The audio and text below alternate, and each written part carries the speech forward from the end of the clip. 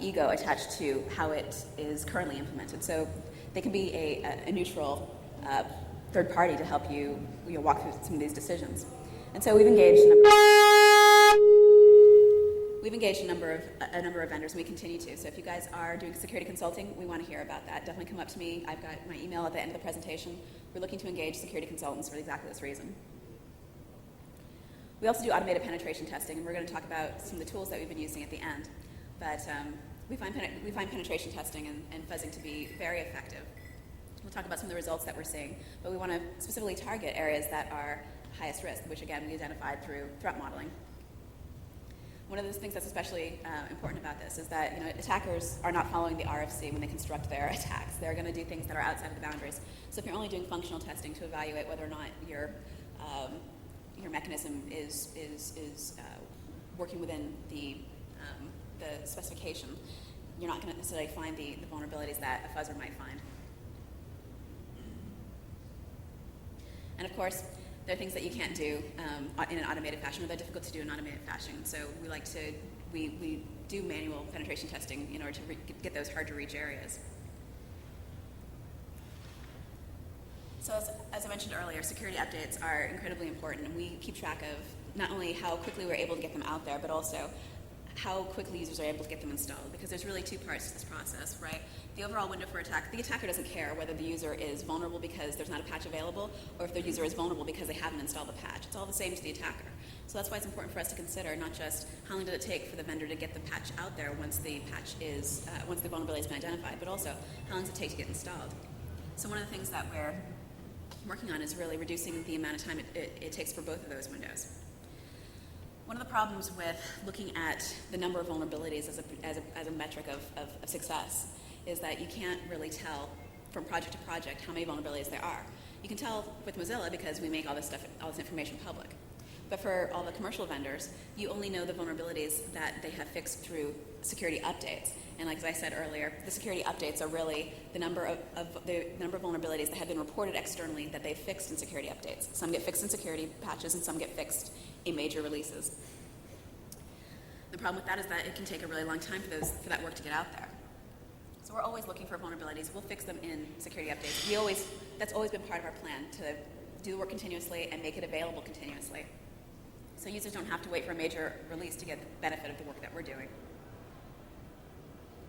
So I see this with other vendors, and I want to make this, I want to make this an industry standard. I don't think users should have to wait for that work. I think there's a benefit to getting the massive test pass, but is it really worth the risk of having those vulnerabilities still out there? So I'd like to encourage other development environments to take a look at whether or not it's really warranted. Do they have to wait for this monster test pass? Can they go out in a security update? Yeah, it increases the number of bugs that the rest of the world is counting against you, but what's more important is getting those fixes out there. I've also seen vendors force customers to pay for an upgrade that contains security fixes, and I think that's kind of painful. If there's a security issue in the product, you can fix it in a security update. Putting it into a major release forces users to have to pay for the upgrade, and I don't really think that's fair. And the other aspect of this is that just because you found it by yourself doesn't mean that someone else wasn't able to find it. I'm sure you wrote a clever tool internally to find it, but it doesn't mean that hackers aren't going to be able to write equally or more clever tools to find this and many other bugs. So if you know about it, you can assume that somebody else has found it as well. And there's no good reason to keeping users exposed for a year if you've already got the fix checked in and it's just waiting for a vehicle. Put it into a security update. So I get all these questions from the management types at Mozilla and pretty much every other company I've worked in. They always ask the question, should I be worried? The answer to that is always yes. But then they ask better questions like, are we doing any better than we were last year? They ask questions like, what should we work on next? What's going to be the best way to, get the situation under control? And they ask all these different questions, and without any good measure of what you're doing in security, you can't answer any of these except the first one, which again, the answer is always yes, yes, yes. You should always be worried, and you should be very, very worried.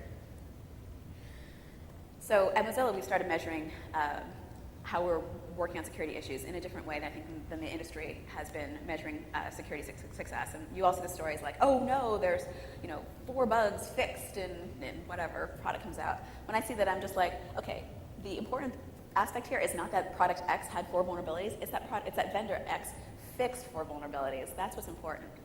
So counting bugs doesn't make a lot of sense. In that it encourages people to group bugs together and count things as one bug.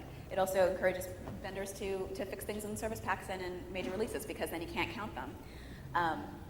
It encourages people to fix things quietly, which we see some vendors do. And I think that's kind of painful, because then, first of all, the user doesn't know that they're at risk, and second of all, nobody can evaluate whether or not the vendor's doing a good job. And I think for the most part, the vendors that we care about are doing some good work. And if they release more data about the metrics, we could congratulate them on the great work that they're doing. And I think it's our responsibility as the security industry to recognize when vendors are doing good work and call it out and say that, like, oh, okay, you fixed this, you fixed it quickly, great. Yeah, it's a bummer this bug existed. Maybe it shouldn't have. Maybe it's a dumb bug. We see vendors do dumb things all the time. I see this guy over here smirking in the front row. Yeah, we see vendors do dumb things, but when they do things correctly, when they do things well, we should also congratulate them, and that might make them more willing to share this information with us. So what are we using to evaluate how well we're doing? Well, we're using severity of the bug. We're checking on our find and fix rates. We're evaluating how long it takes to fix an issue, and then also how long it takes for the user to get the bug fixed. And this is where we're starting, and I'm coming out here to talk to you guys to see what other metrics can we look at. I know there's a lot of really smart people working on this problem, like Dan Geer and Andy Jaquith and all the people at Security Metrics. There's actually a Security Metrics mailing list, and that they're constantly talking about different aspects, things that we can be looking at. Number of bugs to lines of code to identify bug density. They're coming up with some really crazy stuff.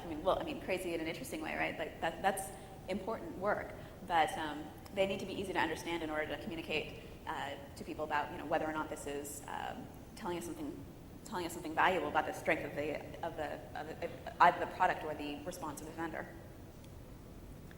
So severity is important because it helps us figure out what to fix first, right? Just because a bug is rated low doesn't mean that we're not going to fix it. We're going to fix it, but it's not going to take precedence over the critical security issue that is potentially going to result in users having their machines compromised. So we need to establish a system of what makes sense to work on first, and like when to run a fire drill, and when things can get done in a more reasonable fashion. But the bottom line is that every bug with any security risk is addressed. But there is no standard for severity ratings. The one thing that we mostly have in common is we mostly agree that critical means code execution from remote. That means different things for client products than it does for server products, but after that, it all kind of falls apart. We all have different things. So at Mozilla, we just try to be consistent with ourselves, because there is no standard. But if we are consistent with ourselves, then we can evaluate ourselves over time in terms of how we're doing and whether or not things are getting better. So I'm going to go through these quickly. The bottom line is that these are posted on the web. They haven't changed. The wording has changed a little bit, but the bottom line is that we haven't really changed what we mean by critical, high, moderate, or low. And again, just because something is low doesn't mean that it's unimportant. It just means that it's not as important as all the other bugs that have a higher severity rating. We still fix them. So the find rate is one of the things I want to introduce here. That we are tracking how well we're doing in terms of finding bugs. The find rate tells us, how many bugs we've fixed over a period of time, or how many bugs we've identified over a period of time. Now this is interesting in that if our find rate is high, it might mean that the code is bug dense, right? That there's lots of bugs in the code. But it might also be that you've identified some new tools that are really effective at finding bugs, or that there's a new code construct that you've identified that people are now searching for.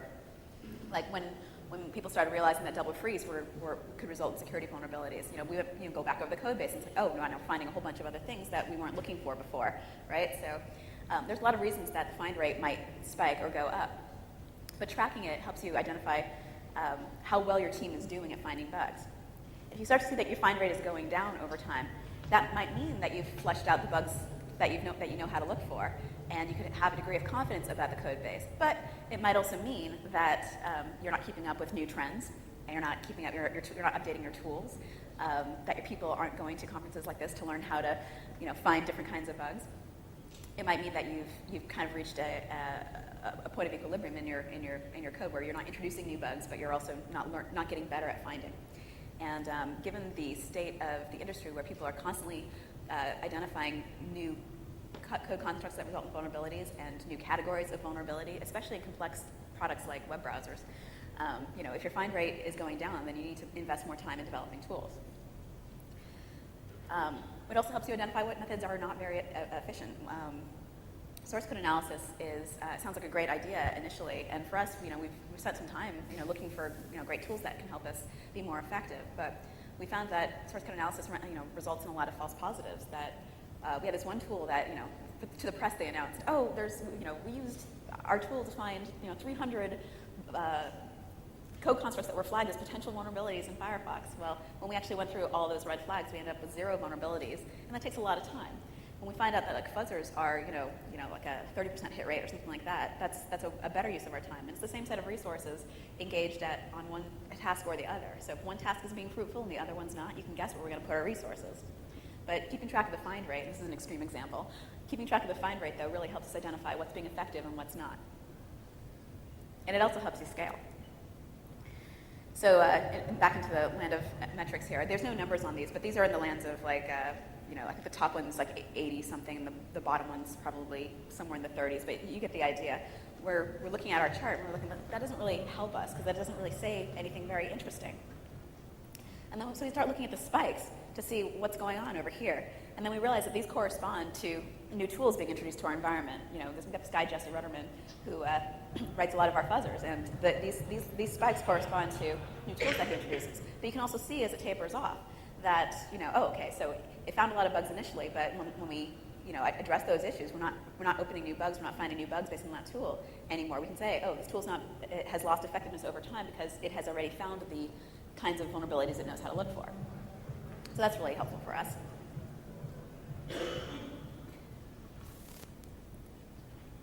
So the fix rate's the other one, because I think that tells you a lot about your development environment in terms of where your efforts are being deployed.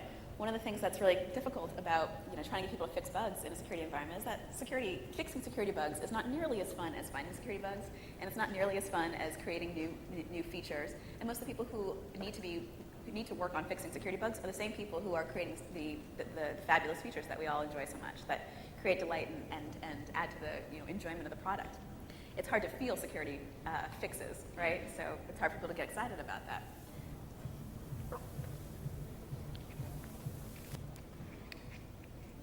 There are some bugs that take longer to fix.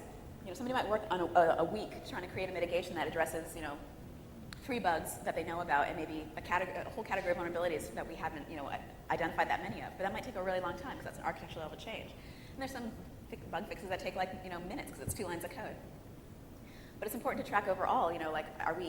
Has our fix rate gone down because we are left with bugs that are really hard to fix, that are most difficult to fix? That's important to be able to track as well. And if you're left with really difficult bugs, maybe it's time to take resources off of other things and get cranking on some of those difficult ones.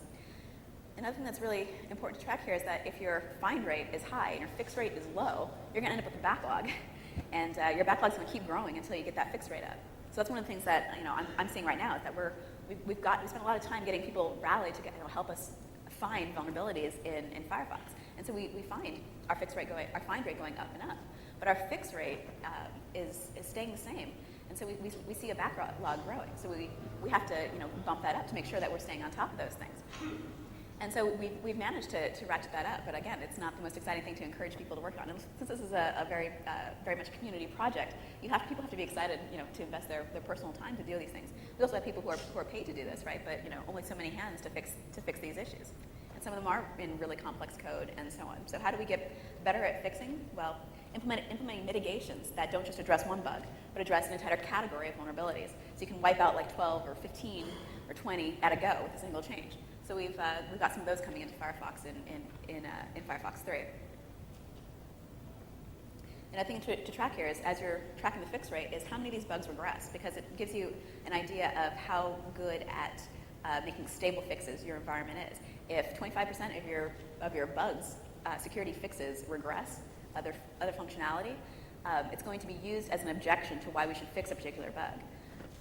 Because if 1 out of 4 causes another problem, then you end up with this never-ending problem of introducing new vulnerabilities as you try and fix them.